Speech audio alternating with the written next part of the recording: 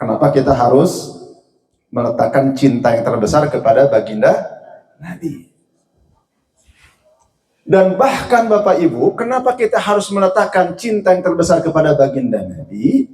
Karena Nabi juga jauh lebih cinta kepada umatnya. Nah ini yang luar biasa. Kan ada hadis-hadis tuh, bagaimana kerinduan baginda Nabi yang ditujukan kepada kita umatnya yang berada di akhir zaman. Betul nggak? 1400 tahun yang lalu, Bu, Rasulullah sudah memikirkan kita nih. Yang hidup di zaman sekarang, yang tidak pernah berjumpa dengan beliau sudah memikirkan kita. Bahkan hebatnya baginda Nabi Muhammad SAW, cintanya beliau tidak hanya di dunia, bahkan nanti ibu bapak sekalian akan beliau tunjukkan kelak di yaumil akhir. Allahumma salli ala sayyidina Muhammadin tibbil qulubi wa dawaiha wa afiyatil abdani wa sifaiha wa nuril absari wa diyaiha wa ala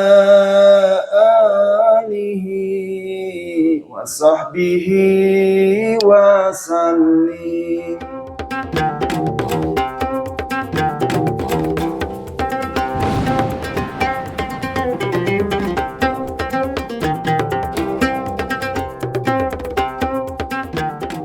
Bismillahirrahmanirrahim. Assalamualaikum warahmatullahi wabarakatuh.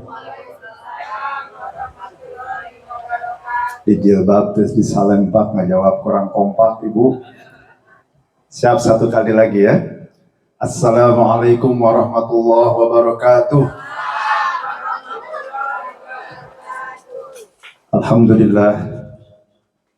Alhamdulillahilladzi an'ama alaina bi ni'matil imani wal islam. Asyhadu an la ilaha illallah wahdahu la syarika lahul malikul alam. Wa asyhadu anna Muhammadan abduhu wa rasuluhu khairul anam. Allahumma salli wa sallim wa barik ala sayyidina wa maulana Muhammadin sallallahu alaihi wasallam wa ala alihi wa sahbihi wa man ittaba'a hudahu sabilas salam, amma ba'd. Wa qala Allah ta'ala fil kitabil karim, a'udzu billahi minasy syaithanir rajim. Bismillahirrahmanirrahim. Ya ayyuhalladzina amanu taqullaha haqqa tuqatih wa la tamutunna illa wa antum muslimun.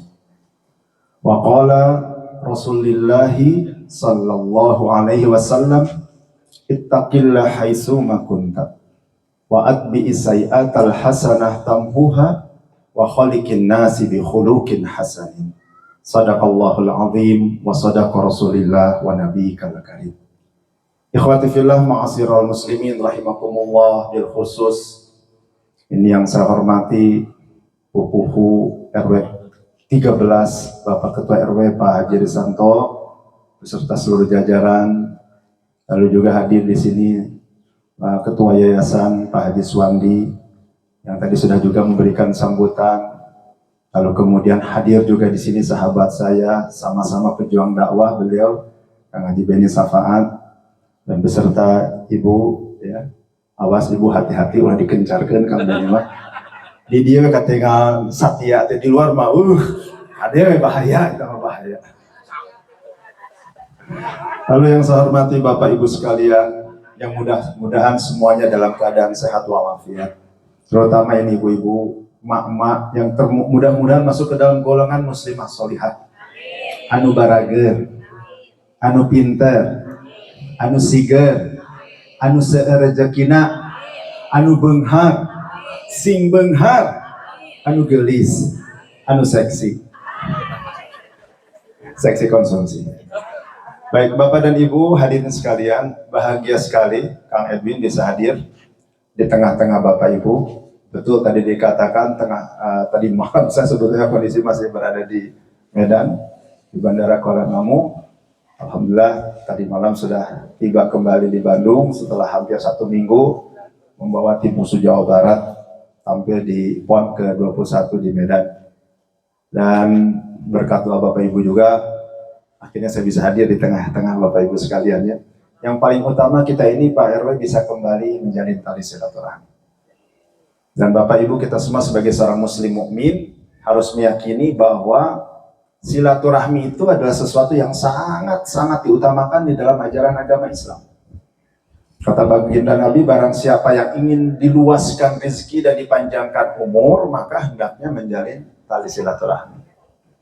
Dan yang kedua saya lihat RW 13 ini memang spesial ya, luar biasa Pak RW. Ya. Saya bandingkan dengan RW-RW yang lain, tidak seperti di sini, tidak semuanya begitu ya. Ada yang sama, tapi RW 13 ini luar biasa. Dan ini juga menandakan, jangan percaya bahwa angka 13 itu angka sial. Kalau orang yang kuat tauhidnya, keberuntungan, ya, ataupun malapetaka bencana, itu semua akan terjadi atas izin Allah. Bukan karena tergantung kepada hal-hal yang dibuat oleh manusia. Termasuk angka 13. Buktinya nih RW 13 ini saya lihat guyup, sabilulungan, dan banyak meraih prestasi demi prestasi. Pertahankan terus Pak RW ya. Kalau perlu kita doakan Pak RW menjadi ketua RW 100 tahun lagi. Baik Bapak Ibu, apa tema hari ini? Dalam rangka memperingati Maulid Nabi, kita diharapkan bisa meneladani akhlak baginda Nabi. Saya tanya dulu kepada Bapak Ibu, boleh nggak kita menyambut atau memperingati Maulid Nabi? Boleh apa tidak? Kata siapa? Kata saya.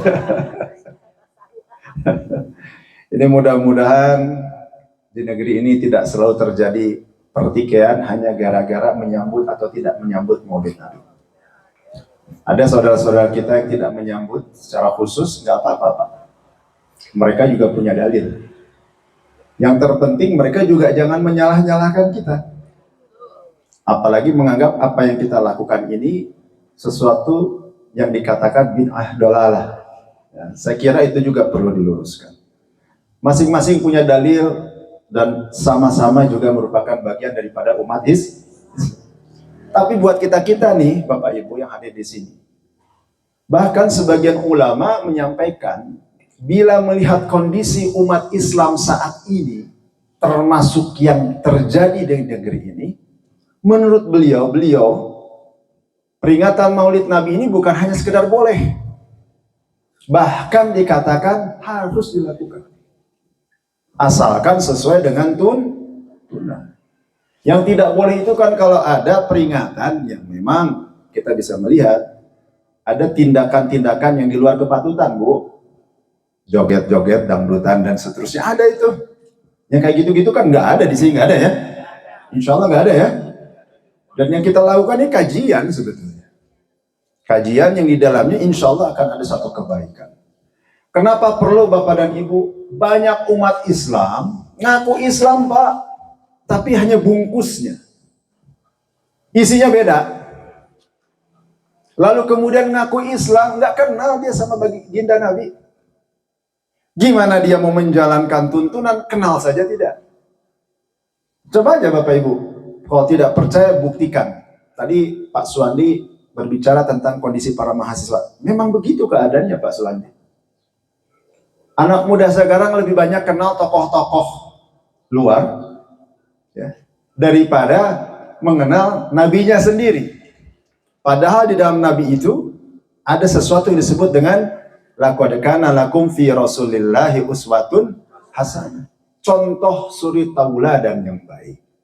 Nah, mudah-mudahan dengan peringatan Maulid Nabi pada hari ini, kita semua khususnya hadir di sini ya, dan keluarga kita bisa akhirnya meneladani akhlak dari baginda Nabi Muhammad sallallahu alaihi wasallam.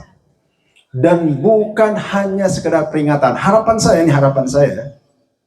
kita juga bisa meletakkan cinta yang terbesar kita kepada baginda Nabi. Nah, ini yang mau saya tanya ini sekarang. Nah, ini lebih dalam nih. Berapa waktu yang disediakan Kang Benny? Sampai menjelang zuhur ya. Kang Benny hafal kan kalau kita ngisi kajian juga sama ya, bisa sampai 1,5 jam ya. 1 jam lah, insya Allah hari ini sudah tidak terlalu lama. Bu, Ibu, Bu, saya mau nanya, cinta nggak kepada baginda Nabi? Bapak cinta tidak? Benar? Benar? Semua cinta kepada baginda Nabi? Saya mau buktikan, boleh? Bapak Ibu lebih cinta kepada siapa? Kepada baginda Nabi atau kepada suami atau kepada istri? Siapa yang lebih cinta? Ibu-ibu, siapa yang lebih cinta kepada suaminya? Cuma angkat tangan. Hebat, Bapak lebih cinta kepada istri atau kepada baginda Nabi? Istri. Akhirnya mah Kang Edwin, Ibu mah langkung cinta ke baginda Nabi. Alhamdulillah. Saya atau Ibu untuk saya dahina mah caroge iguna gitu speot. Tos sepuh, hari kapungkur menuju anom kene tangtos Ibu langkung deudeuh atuh Kang langkung cinta Kang caroge. Nggak berlaku kalau gitu pertanyaannya ya. Terlalu gampang ya. Ini kan sudah rata-rata generasi semi kolonial semua ini. Saya tingkatkan levelnya ya. Pertanyaannya ya. Bapak Ibu tolong jawab dengan jujur nih. Ini kita lagi dalam kajian, dalam majelis ilmu. Lebih cinta mana? Kepada baginda Nabi atau kepada anaknya? Baginda Nabi. Masya Allah. Kayaknya udah pernah ikut kajian sama Kang Edwin ya. Masya Allah. Kalau gitu level pertanyaannya saya tingkatkan lagi, boleh? Boleh? Tapi dijawab jujur ya. Bapak Ibu lebih cinta mana? Kepada baginda Nabi atau kepada ayah dan bundanya? Ayah dan bunda. Ayo. Siapa? Ya, Ibu sudah jawabannya luar biasa. Yang di belakang? Ayah bunda, Masya Allah. Bapak dari tadi diam terus ini. Ayo, lebih cinta kepada mana? Masya Allah, Masya Allah. Biar yang menjawab jangan Kang Edwin ya. Jangan ya. Yang menjawab siapa atuh? Biar baginda Nabi sendiri yang menjawab. Hadisnya sahih. Diriwayatkan oleh Imam Bukhari. Kata baginda Nabi begini. La yu'minu ahadukum hatta akuna ahabba mi walidih wa waladihi wan nasi ajma'in. Tidaklah beriman seseorang di antara kalian sebelum aku, kata baginda Nabi, lebih dicintainya daripada kedua orang tuanya, daripada anak-anaknya, dan daripada manusia seluruhnya. Ini baginda Nabi yang menyampaikan, bukan Kang Edwin. Ini melihat wajah-wajahnya tapi masih pada bingung ini. Kang Edwin tolong dijelaskan lagi nih. Kok kita diperintahkan lebih mencintai baginda Nabi, sedangkan yang kita dengar selama ini, kita juga harus mencintai kedua orang tua. Betul, tidak salah. Dan kita juga harus menghormati kedua orang tua. Betul, tidak salah. Dan ini kayaknya perlu dijelaskan ya, supaya nanti tidak timbul fitnah. Wah, Kang Edwin ngajarin supaya kita tidak menghormati orang tua. Salah. Bukan begitu maksudnya. Bapak Ibu perhatikan baik-baik. Kalau yang namanya orang tua, ya, biarpun orang tua, ada tidak orang tua yang mengajarkan keburukan kepada anak-anaknya? Ada nggak orang tua yang mengajarkan keburukan? Kata siapa? Ada, Bu. Ada kasus-kasus orang tua. Pak Suwandi pasti tahu itu. Ada orang tua yang mengajarkan keburukan kepada anaknya. Ada tidak orang tua yang murtad dari agamanya dan memaksa anaknya juga untuk murtad? Ada. Betul nggak? Ada orang tua yang dia jadi bandar narkoba, memaksa anaknya juga untuk jualan, padahal anak-anaknya masih di bawah umur. Ada orang tua yang ketika anaknya mau berhijrah, pindah agama menjadi seorang mu'alaf, dihalang-halangi. Tidak boleh, dan ini terjadi bahkan di zaman baginda Nabi. Di antara para sahabat itu kan kita tahu ya, dulu mereka dari kalangan kaum kafir Quraisy, Tidak semuanya seorang muslim. Ini dihalang-halangi. Makanya kalau kita kaji, oh ternyata di sini letak rahasianya. Sekarang saya tanya kepada Bapak Ibu, mungkin tidak baginda Nabi mengajarkan keburukan kepada umatnya? Mustahil. Mungkin tidak baginda Nabi mengajarkan seorang anak durhaka kepada orang tuanya? Mustahil. Bahkan kata baginda Nabi, ridallahu fi ridha walidain, suhtullahu fi suhti walidain. Ridhonya Allah terletak pada ridhonya orang tua, dan murkanya Allah terletak pada murka kedua orang tuanya. Jadi kehartosnya ibunya, kenapa kita harus meletakkan cinta yang terbesar kepada baginda Nabi? Dan bahkan Bapak Ibu, kenapa kita harus meletakkan cinta yang terbesar kepada baginda Nabi? Karena Nabi juga jauh lebih cinta kepada umatnya. Nah ini yang luar biasa. Kan ada hadis-hadis tuh, bagaimana kerinduan baginda Nabi yang ditujukan kepada kita umatnya yang berada di akhir zaman. Betul nggak? 1400 tahun yang lalu, Bu, Rasulullah sudah memikirkan kita nih, yang hidup di zaman sekarang, yang tidak pernah berjumpa dengan beliau sudah memikirkan kita. Bahkan hebatnya baginda Nabi Muhammad SAW, cintanya beliau tidak hanya di dunia, bahkan nanti ibu bapak sekalian akan beliau tunjukkan kelak di yaumil akhir. Ibu bayangin ya, nanti di yaumil akhirat ini kan setelah kiamat terjadi semua mati nih, ya, terus kemudian dibangkitkan. Saya ceritakan secara ringkas saja ya, secara sederhana, karena hadisnya panjang sebetulnya. Nanti semua dibangkitkan. Ibu tahu nanti ketika dibangkitkan dalam kondisi seperti apa?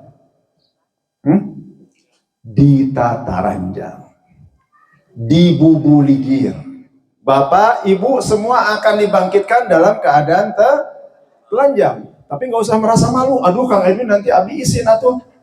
Moal ibu, moal aya nu ningal ke pas begitu ibu gugah teh set. Alah, si eta mah kitu geuning.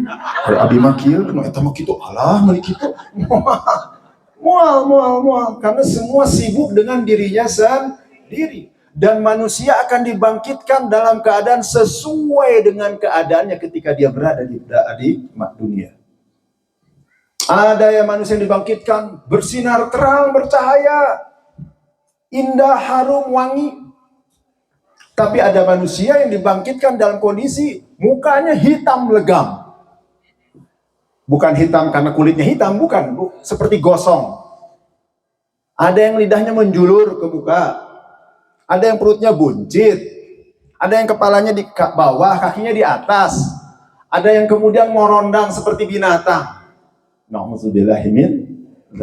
Dan kondisinya ketika itu panas. Kenapa? Karena matahari letaknya seperti seolah-olah berada di atas kepala manusia. Dan tidak ada tempat perlindungan. Manusia lari ke sana ke sini.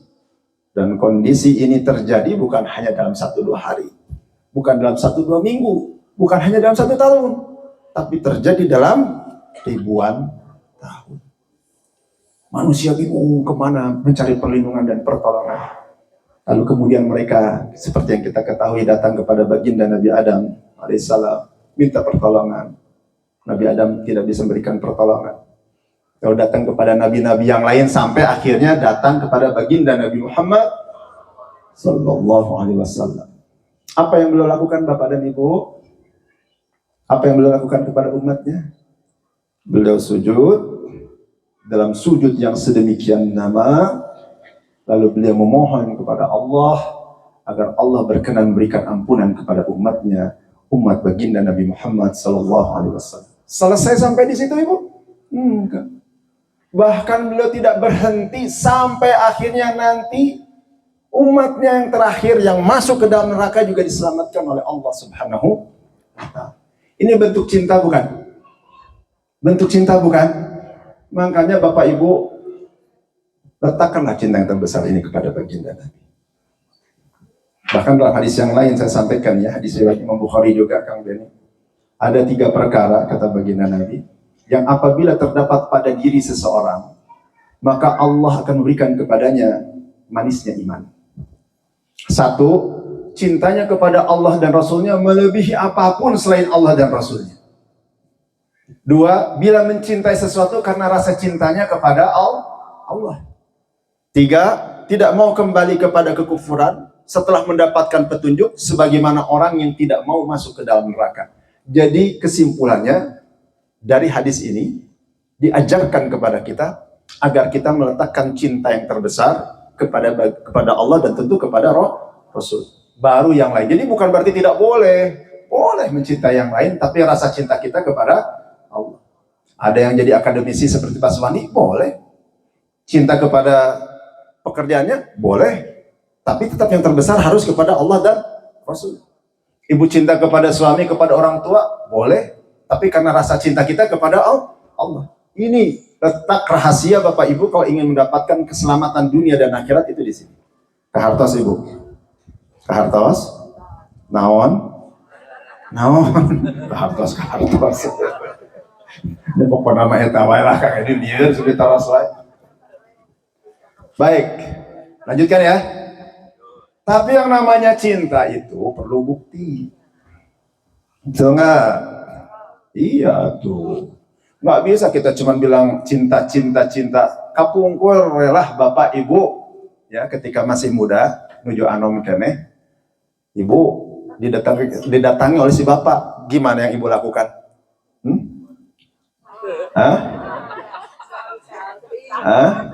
Kalau misalnya ada seorang pemuda gagah si Bapak gitu kan, dulu ya zaman muda datang gitu kan, Neng akang teh bogoh pisan ka enjen. Gimana tuh? Apa yang dijawab oleh Ibu? Kalau Ibu yang paham, Ibu akan menjawab begini, Akang, kalau memang cinta bukan ke saya bilangnya, buktikan cintanya dengan datang kepada kedua orang tua. Betul nggak? Minta izin, minta restu, baru saya akan bersedia bersama-sama dengan anak. Kan begitu, minta bukti atau bukan ujung-ujung ada orang yang datang bilang cinta lalu diterima begitu aja, malah diberikan dulu persekutuan. Ada DP dulu gitu kan? Tahu-tahu terus 7 bulan gitu. Bukan nauzubillah. Bukan begitu kan? Semuanya pun juga ada buktinya. Sekarang saya tanya, gimana bukti kita cinta kepada baginda Nabi? Apakah hanya dengan mengatakan cinta-cinta saja? Iya, tentu kalau kita ingin membuktikan cinta kita kepada baginda Nabi dengan mengikuti ajarannya, menjalankan sunnahnya, menjalankan perintahnya dan menjauhi segala bentuk larangannya. Dan di antara tuntunan serta perintahnya itu ada satu misi besar, Bu, yang insya Allah ini akan kita bahas. Jadi yang tadi saya sampaikan itu hanya prolog, ya, pembuka saja. Ya. Yang akan kita bahas ini adalah terkait misi besar yang akan disampaikan oleh saya, misi besar yang dibawa oleh baginda Nabi Muhammad Sallallahu Alaihi Wasallam. Termasuk juga ini adalah satu jawaban terhadap apa yang tadi ditanyakan oleh Pak Haji Suwandi. Kenapa sekarang banyak mahasiswa seperti itu kondisinya? Nanti saya akan jelaskan. Kira-kira menurut Bapak Ibu apa misi terbesar yang dibawa oleh baginda Nabi Muhammad SAW? Yang bisa jawab hadiahnya umroh, tapi berbentuk brosur. Masya Allah, ya innama bu'istu liutammima makarimal akhlak. Sesungguhnya aku diutus ke muka bumi ini untuk menyempurnakan akhlak mulia manusia. Jadi Bapak Ibu, kalau Bapak Ibu memang benar-benar mencintai baginda Nabi, ikuti misi besar beliau. Sempurnakan akhlak kita, Bu. Supaya seiring selaras dengan misi beliau. Masa kalau kita cinta tapi misi kita berbeda dengan beliau, betul nggak? Malah yang terjadi kita makin rusak akhlaknya. Bapak Ibu begini ya, tadi disampaikan Pak Haji Suwandi. Kenapa anak muda seperti ini? Pak, anak-anak sekarang ini memang bermasalah. Bermasalahnya apa yang mereka cari semata-mata untuk mencari kecerdasan secara intelektual. IQ Ibu tahu ya? Intelligent quotient. Kalau hanya IQ saja yang dikejar, pasti akan timbul masalah, Pak. Hitler itu jenius, Pak. Ya, diakui itu. Ada orang-orang pintar, tapi kalau dia tidak berakhlak mulia, pasti akan bermasalah. Kang Edwin kebetulan beberapa tahun yang lalu pernah berkunjung studi komparasi, Pak, ke beberapa negara ya. Salah satunya ke Jepang. lalu ke Korea Selatan. Di sana Bapak Ibu banyak orang pintar. Rata-rata pendidikannya S1. Rata-rata ya. Kenapa kita ke sana? Kita ingin studi komparasi. Kota Bandung kebetulan punya sister city. Ada beberapa kota di Jepang yang menjadi sister city kita. Hamamatsu, Kawasaki misalnya. Kita ada melakukan MOU, perjanjian kerjasama dalam beberapa bidang, terutama yang berkaitan dengan lingkungan, Pak. Bagaimana pengolahan air, ya. Bagaimana mengolah limbah, lalu kemudian meningkatkan kualitas udara. Ya, kita sengaja ke sana, kenapa? Karena di sana memang, kalau boleh saya bilang, bersih. Jadi selain orang-orangnya rata-rata pintar, masyarakat di sana sangat peduli terhadap lingkungan, terhadap ketertiban. Jadi levelnya mereka sebetulnya bukan cuma sekedar IQ, tapi juga EQ, emotional quotient. Jadi intelijennya pintar, tinggi, lalu juga kecerdasan emosinya juga pintar. Gak ada orang Jepang, Bapak dan Ibu, yang tidak tertib. Kalau misalnya mau beli sesuatu ngantri, ya. Gak ada yang buang sampah sembarangan, kan begitu.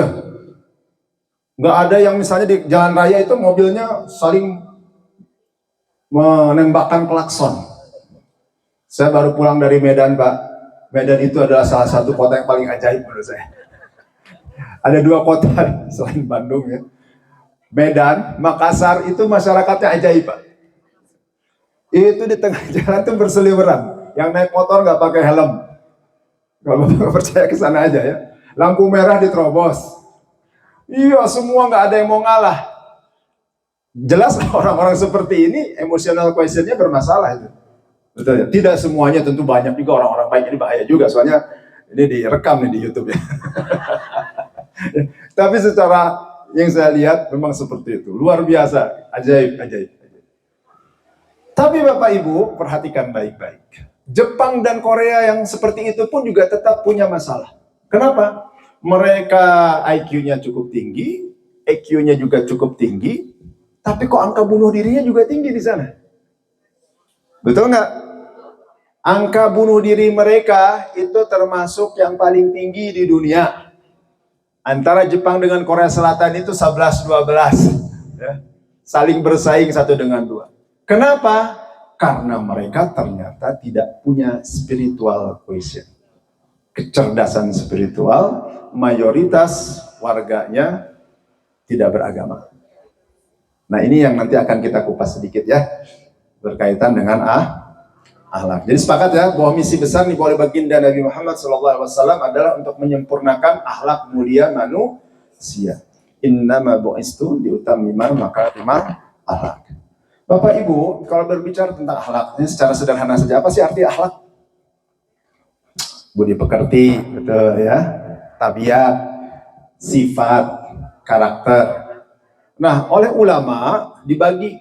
Jadi akhlak itu ada dua. Ada akhlakul mahmudah atau akhlakul karimah. Akhlak yang mulia, akhlak yang terpuji, dan akhlakul mazmumah. Akhlak yang tercela, yang buruk. Kira-kira Bapak Ibu ingin akhlak yang mana? Iya, tentu akhlak yang terpuji, akhlak yang mulia. Dan kira-kira siapa contoh suri tauladan yang paling sempurna yang bisa kita jadikan? Iya, sebagai role model tentu adalah baginda Nabi Muhammad sallallahu alaihi wasallam. Wa innaka la'ala khuluqin azim, itu dalam surat Al-Qalam ayat keempat. Sesungguhnya engkau wahai Muhammad memiliki budi pekerti yang agung, akhlak yang agung. Jadi kalau Bapak Ibu ingin mencari role modelsnya, terkedah tabih-tabih Bapak Ibu. Ya. Cari saja adalah tentang apa yang ada di dalam sosok baginda Nabi Muhammad sallallahu alaihi wasallam. Mau dikupas lagi lebih dalam, pernah ditanya Siti Aisyah radhiyallahu anha, salah seorang sahabat. Wahai Siti Aisyah, wahai ibu kita semua, seperti apa akhlak baginda Nabi itu? Apa jawaban Siti Aisyah? Akhlak Rasulullah itu adalah Al-Quran. Cuman masalahnya Bapak Ibu, kita tahu bahwa akhlak baginda Nabi itu bagaikan Al-Quran. Sementara kita juga jarang membaca Al-Quran. Bagaimana mau memperbandingkannya? Kalaupun membaca hanya sekedar membaca, tapi tidak memahami makna isi dan kandungannya. Lalu bagaimana untuk membandingkannya? Rasulullah SAW akhlaknya seperti Al-Quran. Saya tanya dulu kepada Bapak Ibu, siapa di antara Bapak Ibu yang rajin membaca Al-Quran? Ayo, siapa di antara Bapak dan Ibu yang hafal Al-Quran? Memahami makna isi dan kandungannya, apalagi mampu mengamalkannya. Ini kan satu problem, Pak. Jadi bagaimana Al-Quran ini akan menjadi hudal linnasi wa bayyinatin minal huda wal furqan. Menjadi petunjuk bagi umat manusia kalau dibaca saja tidak pernah. Sedangkan yang rajin baca saja masih bisa salah kok, Pak. Masih ada yang begitu kan? Yang nyasar-nyasar juga ada, apalagi yang tidak sama sekali. Nah, inilah yang akan kita bahas sekarang ya. Mudah-mudahan kita tidak termasuk yang itu. Insya Allah ya.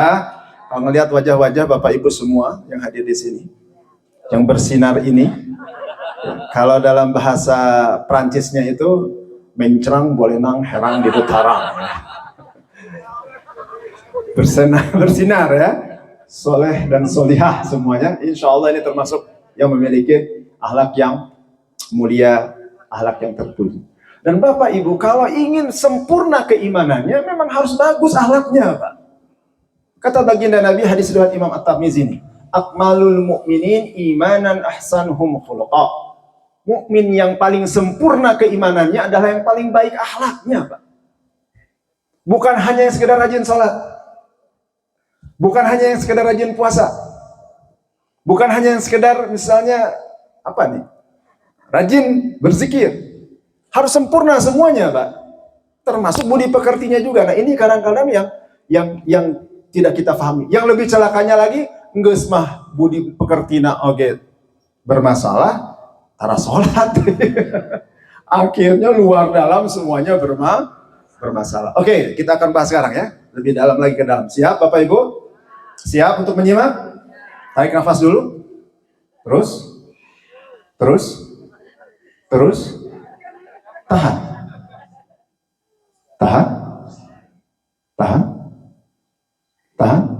Oke, 10 menit lagi tahan ya. Saya duduk. Ya, lepaskan.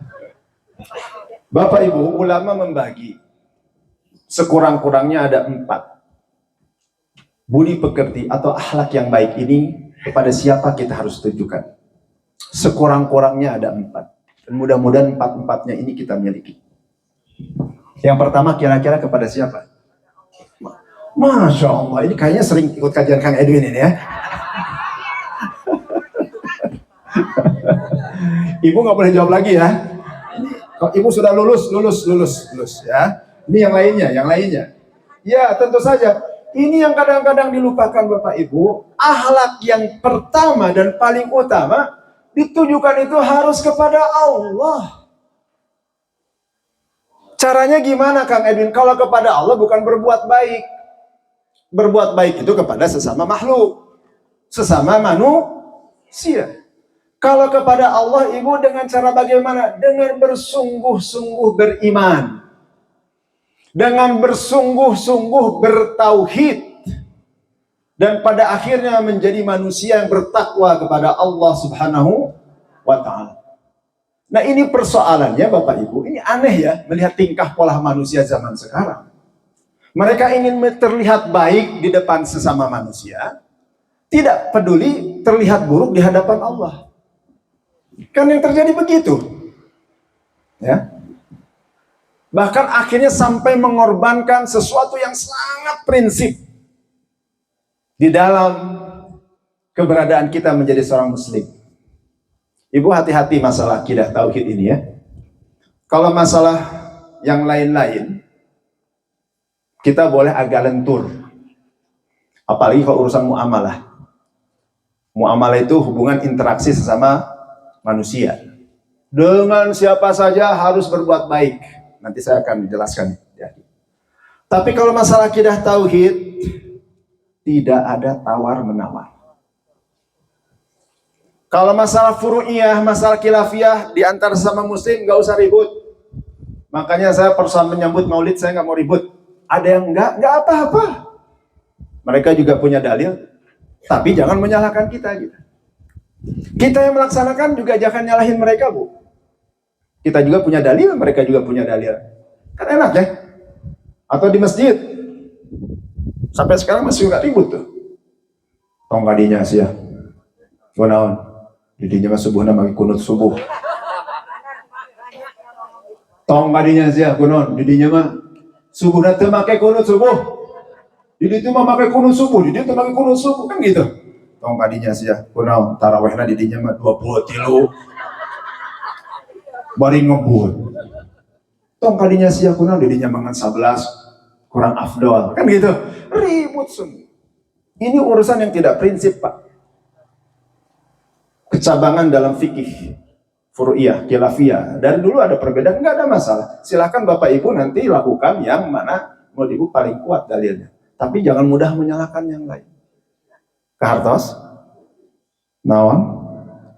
Nyata pokoknya.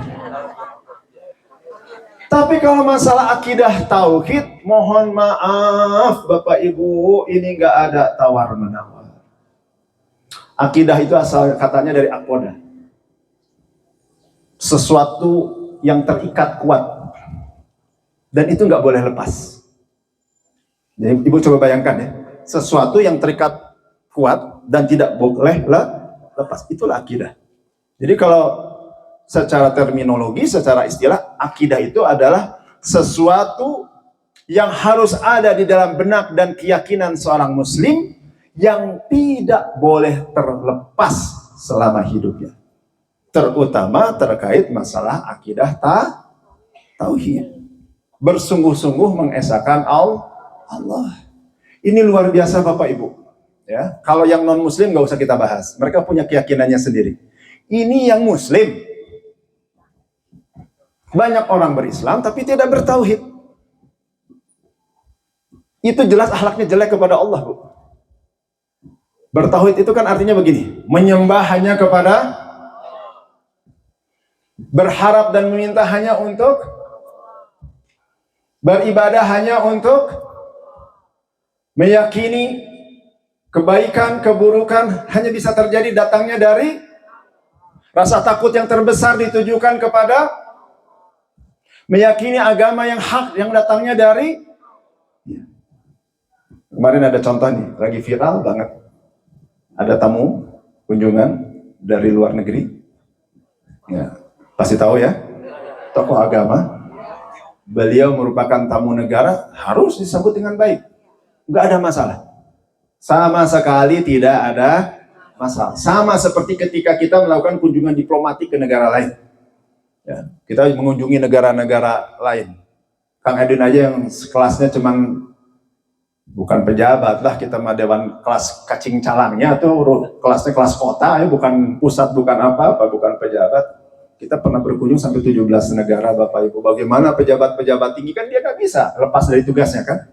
Nggak ada masalah. Kita datang ke negara lain, orang lain datang ke negara kita, dan kita sambut dengan baik.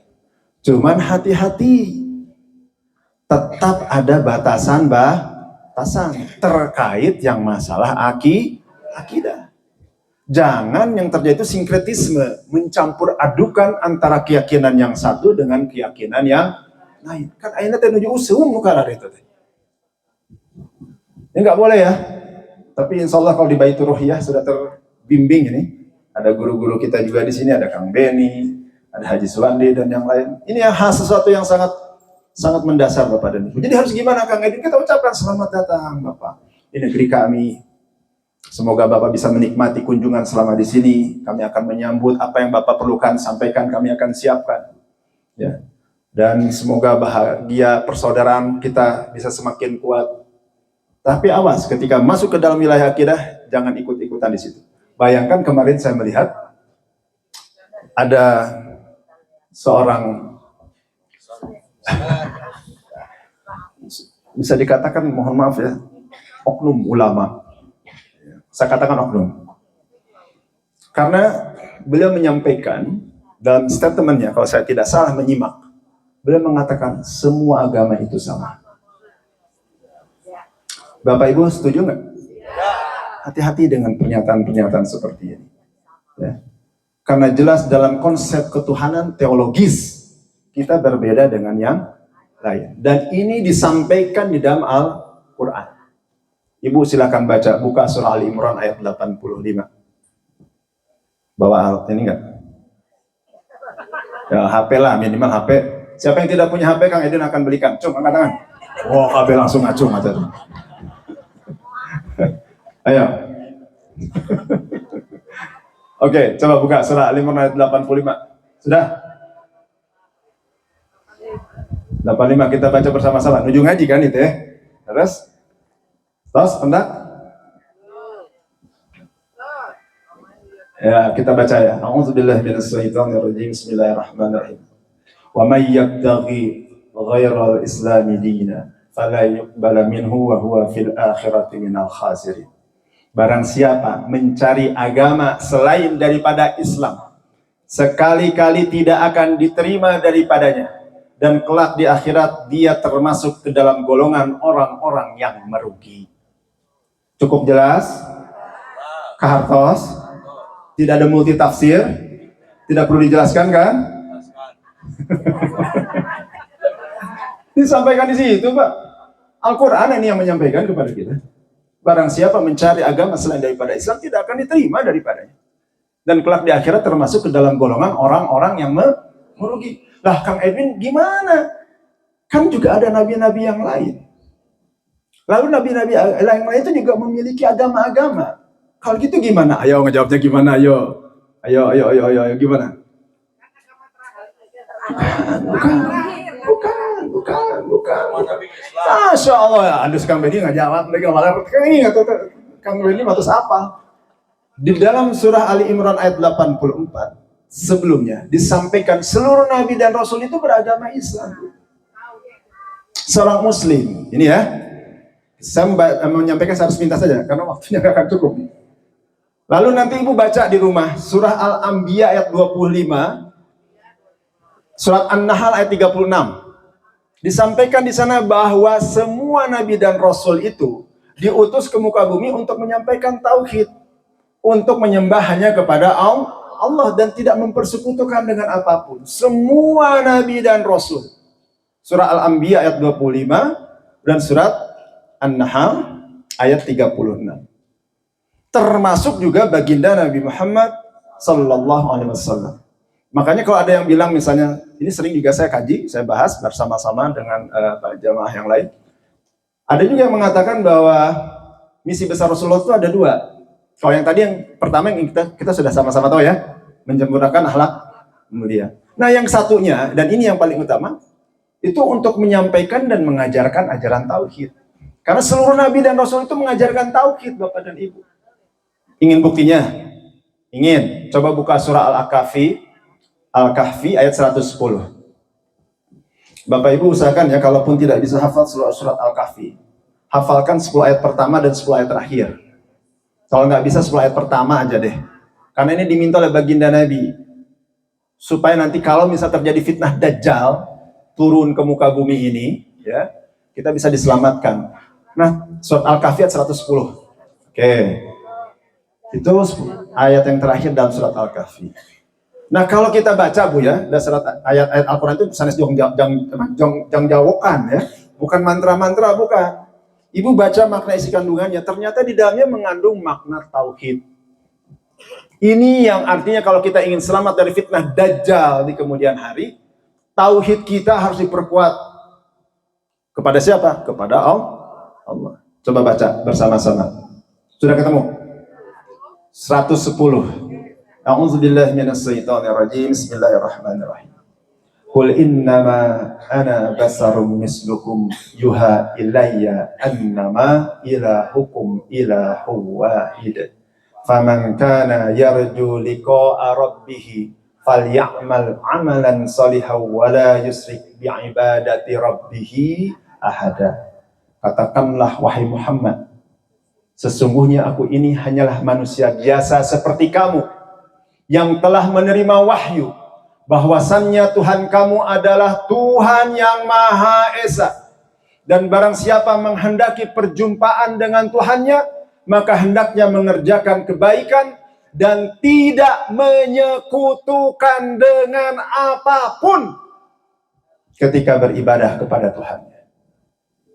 Jelas Bapak Ibu ya? Kahartos? Mudah-mudahan ini dengan hikmah kita ngaji hari ini semakin kuat tauhid kita kepada Allah. Karena sekarang Pak RW ngeri Pak, banyak orang mengaku muslim tapi dia tidak bertauhid kepada Allah. Sementara kalau saya boleh gambarkan ya, ini ibarat ada satu pohon besar, jangan beringin lah ya. Pohon besar aja Pak, yang ada buahnya. Kalau beringin kan nggak ada buahnya. Ibu lihat, bayangkan sebuah pohon, ya, pohon besar di sebuah bukit. Dia ada akarnya, ada batangnya, ada cabang-cabang dahannya, ada daunnya, lalu ada buahnya.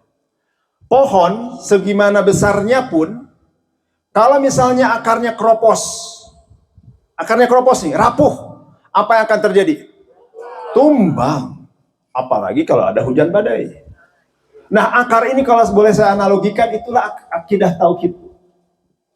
Akidah tauhid. Lalu batang pokoknya yang besar, yang menjulang tinggi, itu adalah tiangnya, sholat.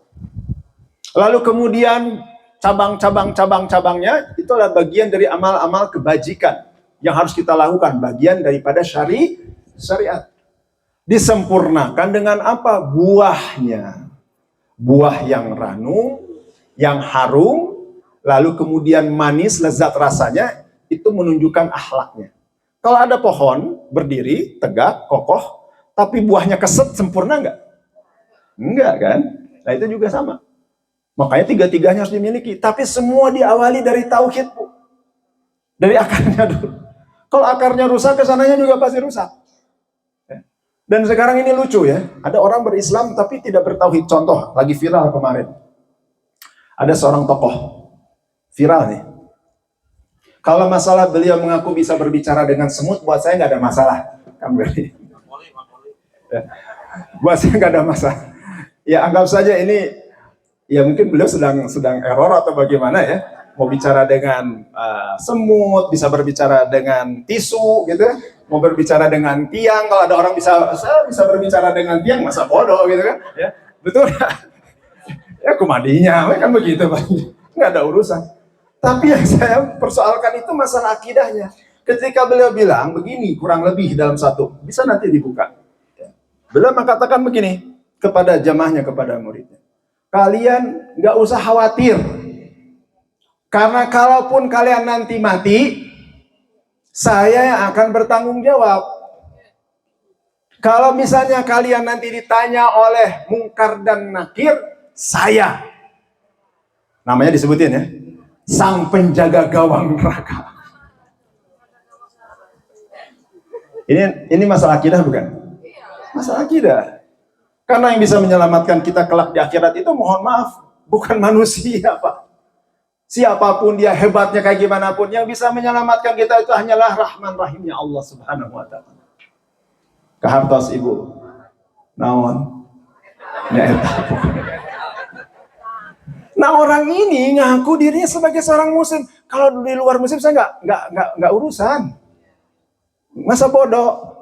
Kan agama-agama yang lain juga dengan caranya masing-masing mereka ya. Masa bodoh? Ini masalahnya seorang muslim dan ini bisa merusak akidah kita.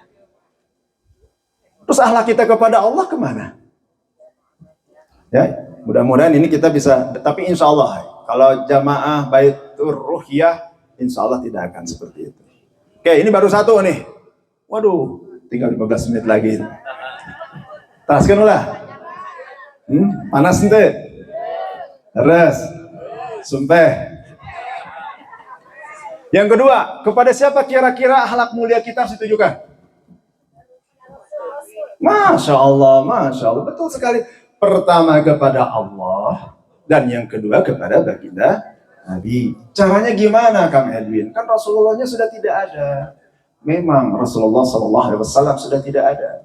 Tapi caranya bagaimana? Dengan beriman kepadanya. Betul tidak? Lalu kemudian kita cintai sunnahnya. Kita jalankan tuntunannya. Jauhi larangannya. Itu tanda kita berakhlak mulia kepada baginda Nabi.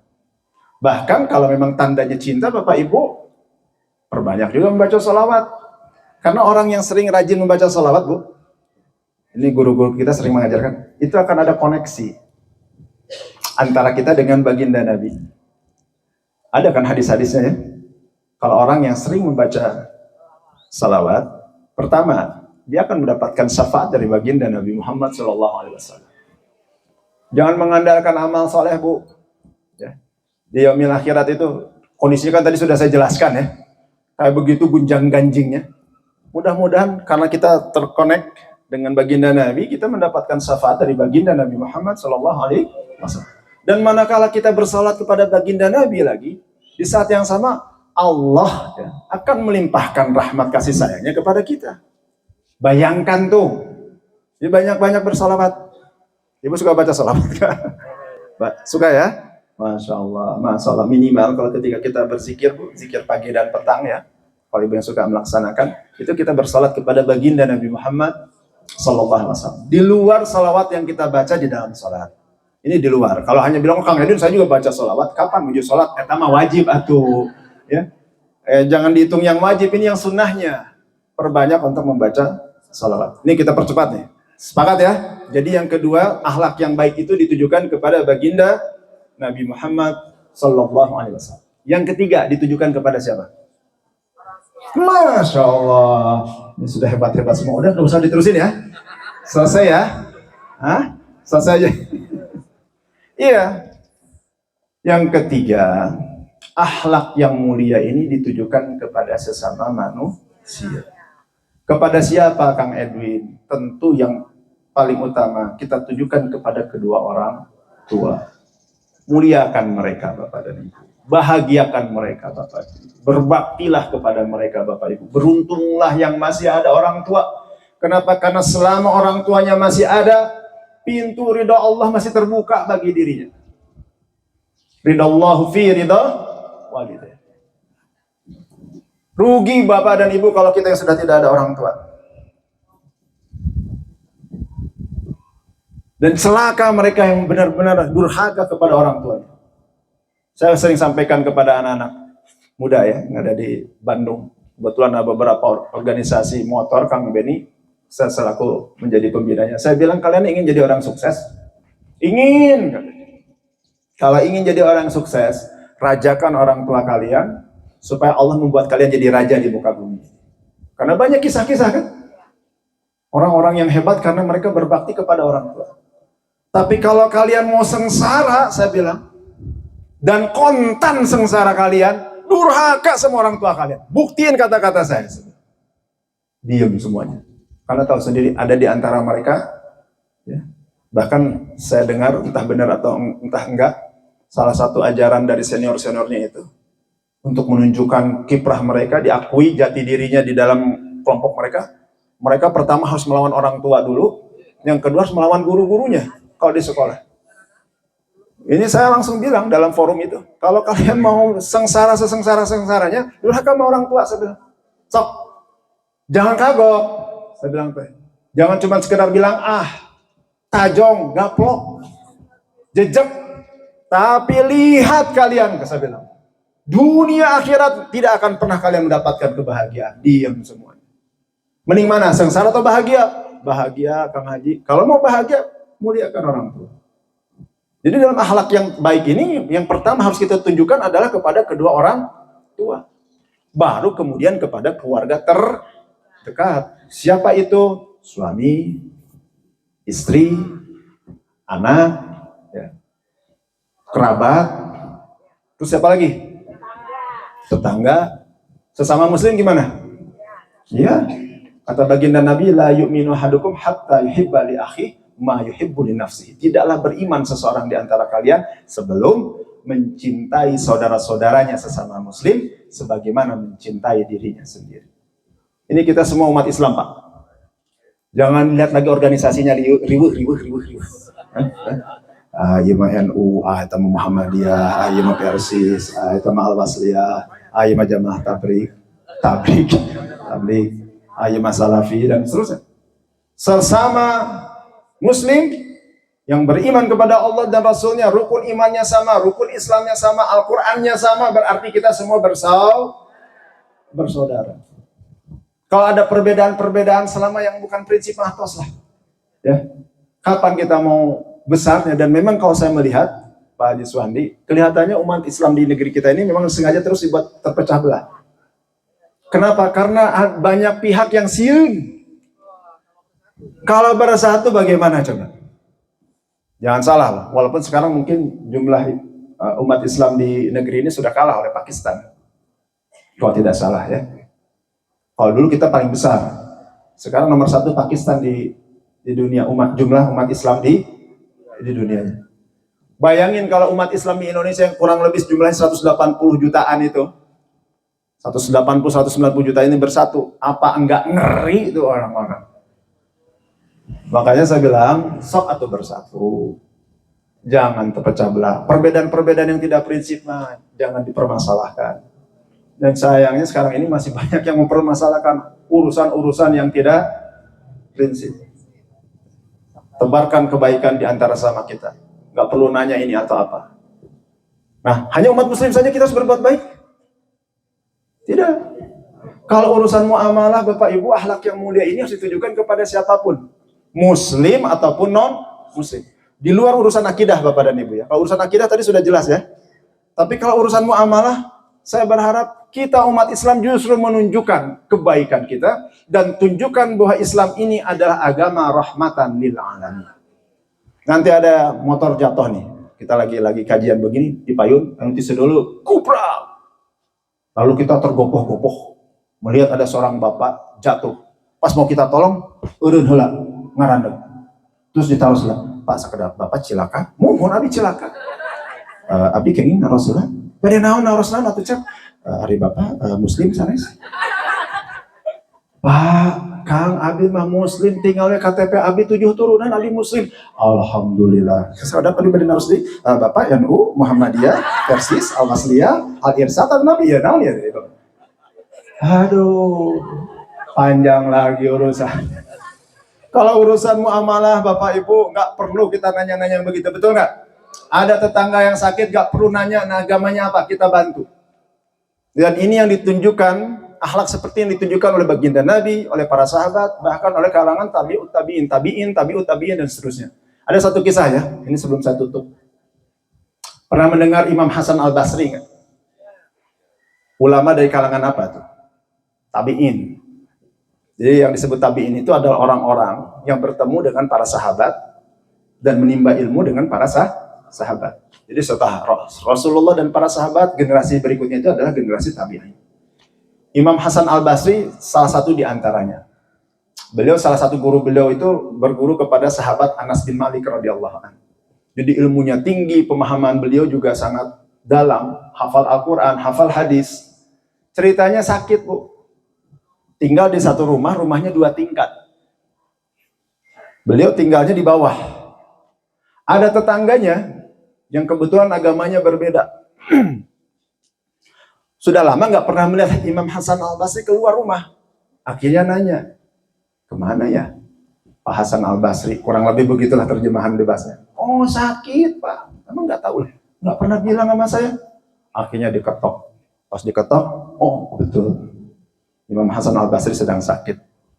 Ya namanya tetangga baik kan saling mengunjungi begitu ya, ngobrol-ngobrol. Lagi ngobrol lagi itu tetangganya ini ngelihat ada air menetes, bocor dari atas.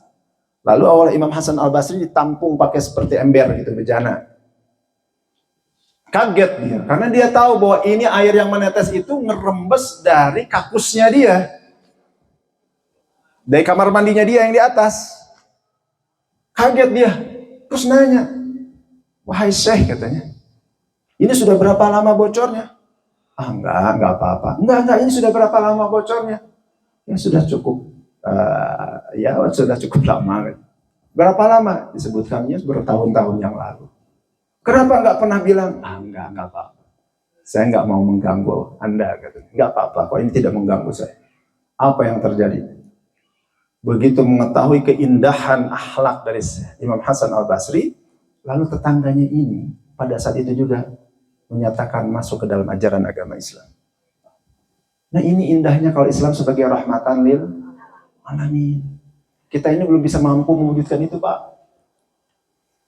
Nu ayatnya kalahkah ributna we hungkul di urang. Gede ributna. Kalau urusan-urusan yang berkaitan dengan muamalah ini, saya melihat kita ini masih kurang.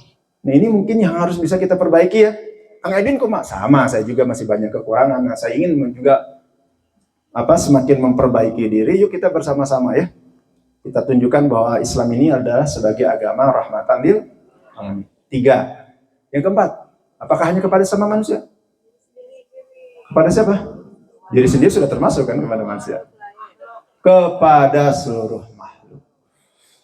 Jadi bukan hanya akhlak ini ditujukan kepada Allah, ditujukan kepada Rasulullah SAW, kepada sesama manusia, muslim ataupun non-muslim, termasuk juga kepada seluruh makhluk, tumbuhan, hewan, alam semesta raya ini. Tunjukkan bahwa Islam ini adalah betul-betul sebagai rahmatan lil alamin. Saya sedih sekali.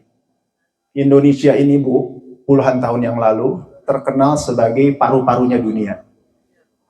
Karena kita terletak di jantung Katulistiwa, kita punya hutan di Kalimantan, hutan di Sumatera, hutan di Papua, itu yang bisa dikatakan kekayaannya tidak semua negara di dunia memiliki. Tapi sudah sekian puluh tahun ini Pak, semakin lama kalau Bapak perhatikan peta ya, itu yang dulunya hijau, semakin lama yang hijaunya semakin memudar. Lalu kemudian sekarang warnanya sudah kuning. Bahkan banyak yang sudah menjadi merah. Komo di tanah Jawa mah. Tekena disebatkan dari itu bilang hutan-hutan besarnya bisa dibilang sudah tidak ada. Tinggal Papua aja yang sekarang masih relatif masih terjaga. Tapi kalau Kalimantan, Sulawesi, Sumatera itu sudah mulai habis. Siapa yang merusak? Manusia di mana? Naon agamana? Karena mayoritas muslim di negeri kita, bisa jadi yang paling banyak merusak adalah umat Islam. Kata firman Allah dalam Al-Quran, la tufsidu fil ardi ba'da islahiha. Janganlah kamu merusak, melakukan kerusakan di muka bumi ini setelah Allah menciptakannya, memeliharanya dengan baik. Bapak Ibu, takwa itu, iman itu bukan hanya di masjid. Ya, awas ya, saya perbaiki lagi ya. Saya sampaikan lagi. Takwa itu bukan hanya menunjukkan aktivitas kita di masjid. Alhamdulillah kalau Bapak sudah mau melaksanakan salat di masjid. Alhamdulillah kalau Bapak sudah banyak membaca Al-Quran. Alhamdulillah kalau Bapak Ibu banyak berzikir, bersolawat. Tapi Bapak Ibu, kalau Bapak Ibu hanya rajin itu saja, sementara kemudian lingkungan di sekeliling Bapak rusak, Bapak juga ikut bertanggung jawab. Buang sampah sembarangan. Nah, ada ya, tak? Pohon-pohon ditebangi. Sungai-sungai dicemari. Lalu kemudian ada kaum duafa di sekeliling rumah kita nggak peduli. Di sini masih ada nggak angka stunting? Masya Allah, di Margasari saya mendapatkan angka 184 bayi stunting, Kang Beni. Artinya gizinya buruk sehingga pertumbuhan mereka terhambat. Siapa yang salah? Hah? Siapa yang salah? Pak. Ya orang-orang di sekelilingnya lah. Betul nggak? Tetangganya lah. Kenapa nggak perhatian? Jangan menyalahkan dulu yang lain-lain, tetangganya dulu, Pak. Kan kata baginda Nabi, la yu'minu ahadukum hatta yuhibba li akhihi ma yuhibbu li nafsihi. Nah ini saya ingin ya, kehul tuh dan sampai marah-marah begini ya. Kehul tuh dah Pak, kita ini mayoritas paling besar, tapi belum mendapatkan buah dari ajaran sempurna yang kita miliki. Islamnya mah benar Pak, Islamnya sudah sempurna. Cuman perilaku manusia-manusianya yang harus diperbaiki. Oleh karena itu, dengan hikmah kita memperingati Maulid Nabi ini, harapan saya bukan hanya sekedar seremonial, bukan hanya sekedar rutinitas, tapi sebagai sebuah momentum bagi kita untuk menjadikan dan mewujudkan betul-betul Islam sebagai rahmatan lil alamin, dan diawali dari diri kita terlebih dahulu. Yuk kita memiliki akhlak yang mulia, ya, yang ditujukan kepada Allah, ditujukan kepada Nabi-Nya, dan ditujukan kepada orang terdekat kita, ditujukan kepada sesama manusia, dan terakhir ditujukan kepada seluruh alam semesta raya yang ada di sekitar kita. Saya kira itu Bapak dan Ibu, pas 1 jam ini, ya, setengah 12, saya sudah bicara di depan Bapak Ibu sekalian. Cakap ente?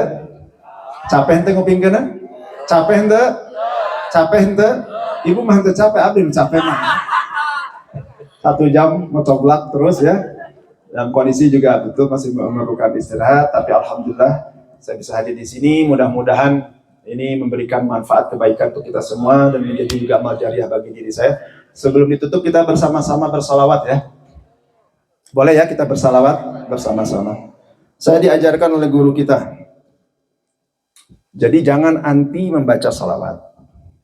Yang terpenting juga Bapak Ibu pahami makna dan isi kandungan yang ada di dalam bacaan salawat itu. Dulu ada ulama namanya Syekh Ali Jaber, Allah yarham. Beliau mengajarkan begini, simpelnya, nggak boleh kan kita meminta kepada selain Allah. Makanya kalau bersalawat, lihat dulu, kalau diawali dengan Allahumma atau sallallahu, itu artinya memintanya kepada siapa? Kepada Allah. Lalu kemudian lihat lagi makna isi kandungannya, di dalamnya ada apa? Biasanya itu ada doa-doa, Bu. Ada yang bagus malah doa-doanya. Tentu doa salawat yang terbaik, salawat yang diajarkan oleh baginda Nabi.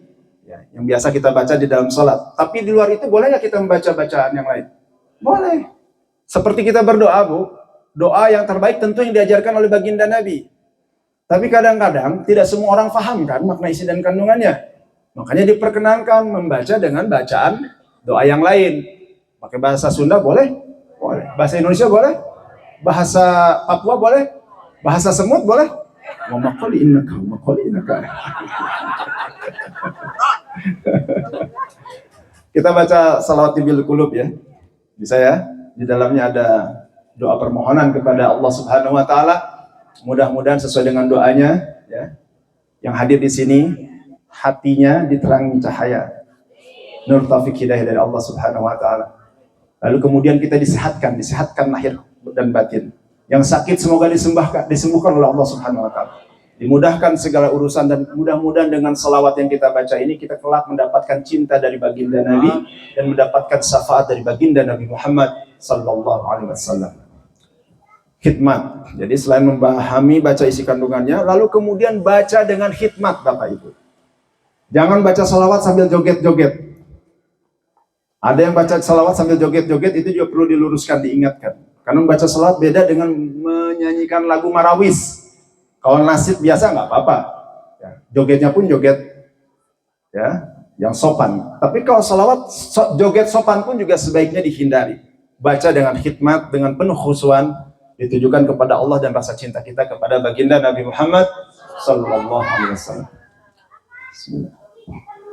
Allahumma salli ala sayyidina Muhammadin tibbil qulubi wa dawaiha wa afiyatil abdani wa sifaiha wa nuril absari wa diyaiha wa ala alihi wa sahbihi wa sallim. Allahumma salli ala sayyidina Muhammadin tibbil qulubi wa dawaiha wa afiyatil abdani wa sifaiha wa nuril absari wa diyaiha wa ala alihi wa sahbihi wa sallim. Allahumma salli ala sayyidina Muhammadin tibbil qulubi wa dawaiha wa afi أبدان وشفائها ونور الأبصار وديائها وعلى آله وصحبه وسلم صلى الله ربنا على النور المبين أحمد المصطفى سيد المرسلين وعلى آله وصحبه أجمعين وعلى آله وصحبه أجمعين. Sekali deh. Sallallahu Rabbuna ala nuril mubin Ahmad al-Mustafa Sayyidil Mursalin wa ala alihi wa sahbihi ajma'in wa ala alihi wa sahbihi ajma'in. Allahumma salli wa sallim wa barik alaih. Baik, saya kira demikian yang bisa saya sampaikan. Mudah-mudahan bermanfaat untuk kita semua. Mohon maaf atas segala kesalahan. Dengan doa juga. Masya Allah, Masya Allah. Mari kita berdoa bermunajat kepada Allah Subhanahu wa Ta'ala. A'udzu billahi minasy syaithanir rajim. Bismillahirrahmanirrahim. Hasbunallahu wa ni'mal wakeel, ni'mal maula wa ni'man nasir. La haula wa la quwwata illa billahil aliyyil azim. Allahumma salli wa sallim wa barik ala sayyidina wa maulana Muhammadin wa ala alihi wa sahbihi ajma'in. Amin ya Allah ya rabbal alamin. Alhamdulillahi rabbil alamin. Alhamdulillahi rabbil alamin. Alhamdulillahi rabbil alamin. La ilaha illallahul azimul halim. La ilaha illallah rabbul arsil azim. La ilaha illallah rabbus samawati wa rabbul ardi wa rabbul arsil karim. Allahumma ighfir lil mu'minina wal mu'minat, muslimina wal muslimat, al ahya'i minhum wal amwat, innahu qaribun mujibu da'wat wa yaqadi al hajat. Allahumma ighfir lana dhunubana wa liwalidina warhamhuma kama rabbayana shaghira. Allahumma inna nas'aluka al afwa wal afiyat wal mu'afata ad-da'imata fid din wad dunya wal akhirah wal fawza bil jannah wan najata minan nar. Allahumma inna nas'aluka ridhaka wal jannah wa na'udzubika min sakhatika wan nar. Allahumma inna nas'aluka tulal umurana bit ta'ati wa khtim lana bil amali salihat. Ya muqallibal qulub sabbit qulubana ala dinika wa la ta'atik. Allahumma inna nas'aluka salamatan fid din wa afiyatan fil jasad wa ziyadatan fil ilmi wa barakatan fil rizqi wa taubatan qablal maut wa rahmatan 'indal maut wa maghfiratan ba'dal maut. Allahumma hawwin 'alaina fi sakaratil maut wan najata minan nar wal 'afwa 'indal hisab. Allahumma arinal haqqa haqqan warzuqna tiba'ah wa arinal batila batilan warzuqna jatinabah.